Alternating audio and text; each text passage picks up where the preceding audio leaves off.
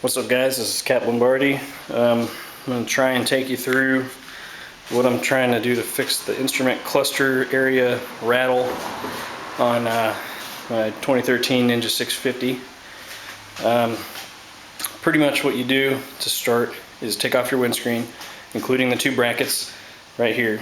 Put that stuff to the side, and then what I've read when people talk about the fix, at least in the older models, is to take off this V-shaped piece of plastic. I don't know if it's necessarily this, but this goes on the front. So you got four 4mm Allen screws and two of those pop rivets. A 4mm Allen wrench actually works pretty well to poke the center of those in with, so you take them out. Put that to the side. And then what I did before I did any of that is I took off this side piece that goes right here. And lucky me for trying this left side first, because the right side is actually integrated with the instrument cluster, like surround, like it's all one piece back in here, so it won't, I took the bolts out, but it's not going anywhere. So if I had tried to crank on that first, I probably would have broke it. So don't even bother taking out this bolt or the one up here, but you will need to take out the center plastic kind of rivet thing in the middle.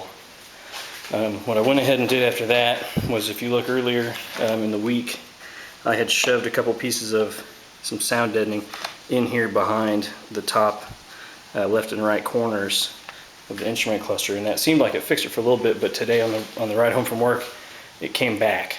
And I'd actually also put a little piece of sound deadening right in here, and it makes the plastic fit a lot tighter against the front, but I don't think that was necessarily where the rattle is either. So looking at the back, there was a Phillips head screw right here, and then one on the other side, and then there's another one in here.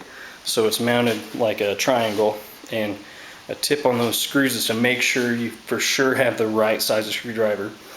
Otherwise you're going to strip those screws out and you're going to be screwed. No pun intended. I found something that's not quite as pointy. This is like a stubby screwdriver, and then I had a pretty long one that I used, and that bottom one was not hard to get to, but I would bet it's going to be a pain in the ass to put that back in. So what that does is it releases your instrument cluster from the mount, and it's just 3 bosses with 3 posts for screws. And I haven't done it yet, but what I'm going to do is I'm going to try and layer a lot of this raised area on the left and right, not the middle. Well, actually I might do some in the middle to kind of act like you were holding it in place with your hand, right? And what you want to watch out for when you pick your sizes is that you don't want to see any of it around the edges, because that would just drive me crazy.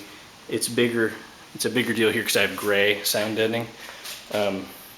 But what I'm working with, it's nothing special, but it's just like a 1/4 inch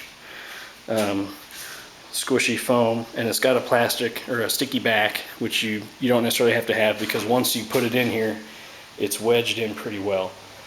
So I'm going to try and add a couple of pieces, and then I'm going to make a follow-up video and kind of show you what I did.